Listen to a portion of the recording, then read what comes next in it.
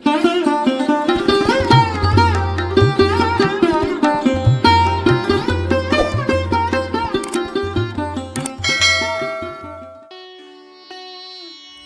ಸಾಯಿರಾಮ್. ಶ್ರೀ ಸಾಯಿ ಸಚ್ಚರಿತ್ರೆ ಅಧ್ಯಾಯ 3. ಈ 3ನೇ ಅಧ್ಯಾಯದಲ್ಲಿ ಸಾಯಿ ಸಚ್ಚರಿತ್ರೆಯ ರಚನೆಯ ಬಗ್ಗೆ ತಿಳಿದುಕೊಳ್ಳೋಣ. ಶ್ರೀ ಗುರುಭ್ಯೋ ನಮಃ. ಶ್ರೀ ಬಾಬಾರವರು ಹೇಮಾಡ ಪಂತರಿಗೆ ತಮ್ಮ ಚರಿತ್ರೆಯನ್ನು ಬರೆಯಲು ಅನುಮತಿ ನೀಡುವಾಗ ಹೇಳುತ್ತಾರೆ, ನೀನು ನನ್ನಲ್ಲಿ ದೃಢವಾದ ನಂಬಿಕೆ ಇಡು. ನನ್ನ ಮಹಿಮೆಯನ್ನು ಬರೆದರೆ ಜ್ಞಾನ ಲಭಿಸುತ್ತದೆ. ಇದನ್ನು ಭಕ್ತಿಯಿಂದ ಶ್ರವಣ ಮಾಡಿದವರೆಗೆ ನನ್ನಲ್ಲಿ ಪ್ರೀತಿ ಸ್ಮರಿಸುತ್ತದೆ. ಉತ್ತಮ ಜ್ಞಾನವೆಂಬ ಅಮೂಲ್ಯವಾದ ರತ್ನವೂ ಲಭಿಸುತ್ತದೆ ಎಂದು ಬಾಬಾರವರು ಹೇಳುತ್ತಾರೆ. ಶ್ರೀ ಸಾಯಿನಾಥರ ಭರವಸೆಗಳನ್ನು ಕೇಳಿದ ಹೇಮಾಡ ಪಂತರಿಗೆ ಆತ್ಮವಿಶ್ವಾಸ ಮೂಡಿತು. ಅವರು ಬಾಬಾರವರ ಭರವಸೆಯಂತೆ ಶ್ರೀ ಸಾಯಿ ಸಚ್ಚರಿತೆ ಬರೆಯಲು ಆರಂಭಿಸಿದರು.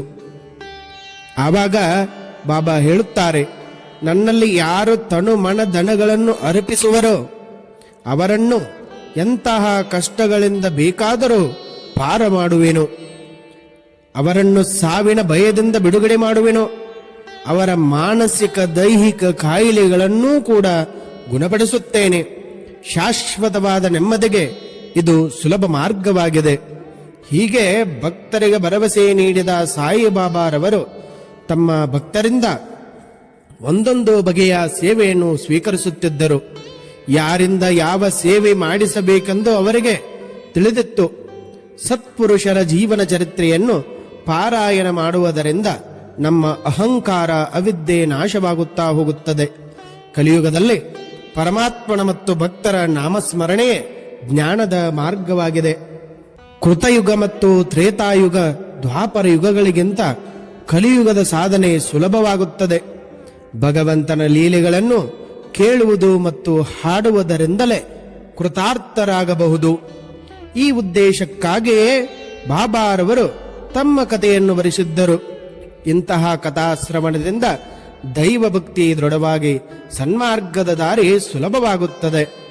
ಶ್ರೀ ಬಾಬಾರವರಿಗೆ ಭಕ್ತರ ಮೇಲೆ ಮಾತೃವಾತ್ಸಲ್ಯವಿತ್ತು. ಇದಕ್ಕೆ ಸಾಯಿ ಸಚ್ಚರಿತೆಯನ್ನು ಬರೆದ ದಾಬೋಲಕರವರೇ ಉದಾಹರಣೆಯಾಗಿದೆ. ಅವರು ದಾಬೋಲಕರವರು ಸರ್ಕಾರಿ ಕೆಲಸದಿಂದ 1919ರಲ್ಲಿ ನಿವೃತ್ತರಾದರು. ಅವರಿಗೆ ಬರುತ್ತಿದ್ದ ಪಿಂಚಣಿ ಅಲ್ಪವಾಗಿತ್ತು. ಇದರಿಂದ ಸಂಸಾರ ನಿರ್ವಹಣೆ ಬಹಳ ಕಷ್ಟವಾಗಿತ್ತು. ಅವರು ಒಂದು ದಿನ ಶಿರಡಿಗೆ ಹೋದರು. ದಾಬೋಲಕರರು ಶಿರಡಿಗೆ ಹೋದಾಗ ಅಣ್ಣಾ ಸಾಹೇಬರ ಭೇಟಿಯಾಯಿತು. ಅಣ್ಣಾ ಸಾಹೇಬರಲ್ಲಿ ತಮ್ಮ ತೊಂದರೆಗಳನ್ನು ಹೇಳಿಕೊಂಡರು. ಆಗ ಅಣ್ಣಾ ಸಾಹೇಬರು, ಸಾಯಿಬಾಬಾರವರ ದರ್ಶನ ಮಾಡೋಣ, ನಮ್ಮ ಕಷ್ಟ ಪರಿಹಾರವಾಗುವುದು ಎಂದು ಹೇಳಿ ಅವರನ್ನು ಸಾಯಿಬಾಬಾರವರ ದರ್ಶನಕ್ಕೆ ಕರೆದುಕೊಂಡು ಹೋಗುತ್ತಾರೆ. ಆಗ ಬಾಬಾರವರು ಅವನಿಗೆ ಬೇರೆ ಕೆಲಸ ಸಿಗುತ್ತದೆ, ಇನ್ನು ಮುಂದೆ ಊಟ ಬಟ್ಟೆ ಬರೆಗಳಿಗೆ ತೊಂದರೆಯಾಗುವುದಿಲ್ಲ ಎಂದು ಆಶೀರ್ವಾದ ಮಾಡುತ್ತಾರೆ.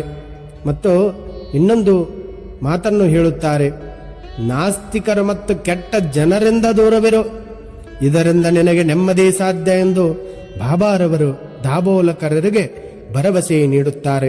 ಇದನ್ನೆಲ್ಲ ಕೇಳಿದ ದಾಬೋಲಕರರು ಬಾಬಾರ ಪಾದಸ್ಪರ್ಶ ಮಾಡಿ ನಮಸ್ಕಾರ ಮಾಡಿದರು.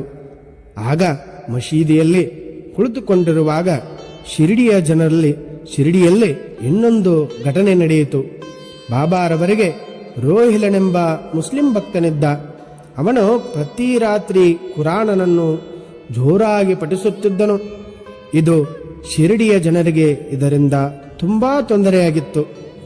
ಜನರು ಬಾಬಾರಲ್ಲಿ ಧಾವಿಸಿ ಬಂದರು. ಈ ಕುರಾನದ ಬಗ್ಗೆ ಹೇಳಿದಾಗ ಬಾಬಾ ಹೇಳುತ್ತಾರೆ, ದೇವರಿಗೆ ನಾಮ ಸಂಕೀರ್ತನೆ ತುಂಬಾ ಪ್ರಿಯವಾಗಿದೆ, ಅದನ್ನು ಜೋರಾಗಿ ಮಾಡಿದರೆ ತಪ್ಪೇನಿದೆ ಎಂದು ಹೇಳಿದಾಗ ಬಾಬಾ ಹೇಳುತ್ತಾರೆ, ಅವನ ಹೆಂಡತಿಯ ಕಾಟ ತಡೆಯಲಾರದೆ ಹೀಗೆ ಮಾಡಿದ್ದಾನೆ ಎಂದು ನಗುತ್ತಾ ಹೇಳಿದ್ದರು. ಆಶ್ಚರ್ಯವೇನೆಂದರೆ ರೋಹಿಲನಿಗೆ ಹೆಂಡತಿಯೇ ಇರಲಿಲ್ಲ. ಅವನು ದುರಾಲೋಚನೆಗಳನ್ನೇ ಬಾಬಾರವರು ಹೆಂಡತಿ ಎಂದು ಸೂಚಿಸಿದರು. ಶ್ರೀ ಬಾಬಾರವರು ತಮ್ಮ ಭಕ್ತರಿಗೆ ಹಲವಾರು ಉಪದೇಶದ ಮಾತುಗಳನ್ನು ಕಥೆಯಂತೆ ಹೇಳುತ್ತಿದ್ದರು. ನನ್ನಲ್ಲಿ ಯಾರು ದೃಢವಾದ ನಂಬಿಕೆ ಇಟ್ಟಿದ್ದಾರೋ ಅವರಿಗೆ ಯಾವ ತೊಂದರೆಯೂ ಆಗುವುದಿಲ್ಲ. ನನ್ನನ್ನು ಮರೆತವರಿಗೆ ಮಾಯಾ ಬಲೆಯೇ ಸಿಲುಕುತ್ತಾರೆ. ನನಗೆ ನನ್ನ ಭಕ್ತರು ಏನು ಮಾಡುತ್ತಿದ್ದಾರೆಂಬುದು ಗೊತ್ತಿದೆ ಎಂದು ಭರವಸೆ ನೀಡುತ್ತಿದ್ದರು. ದಾಬೋಲಕರರು ಶ್ರೀ ಸಾಯಿನಾಥರನ್ನು ಸ್ಮರಿಸಿ ಅವರ ಭರವಸೆಯನ್ನು ಮನಸ್ಸಿನಲ್ಲಿಟ್ಟು ತಮ್ಮ ಸರ್ಕಾರಿ ಸೇವೆಯನ್ನು ಮುಂದುವರಿಸಿದರು. ಗುರುಗಳ ಆಶ್ವಾಸನೆಯಂತೆ ಅವರ ಆದಾಯ ಹೆಚ್ಚಿ ಕಷ್ಟಗಳು ನಿರ್ವಹಣೆಯಾಯಿತು. ನಿಶ್ಚಲ ಮನಸ್ಸಿನಿಂದ ಬಾಬಾರನ್ನು ಸ್ಮರಿಸಿದೆ ಪಾಪಗಳು ನಶಿಸುತ್ತವೆ, ಕಷ್ಟಗಳು ಪರಿಹಾರವಾಗುತ್ತವೆ ಎಂಬುದರಲ್ಲೇ ಸಂಶಯವಿಲ್ಲ. ಸಾಯಿಯ ಸಚ್ಚರಿತ್ರೆ 3ನೇ ಅಧ್ಯಾಯ ಇಲ್ಲಿಗೆ ಮುಕ್ತಾಯವಾಗುವುದು. ಎಲ್ಲರಿಗೂ ಸನ್ಮಂಗಳವಾಗಲಿ.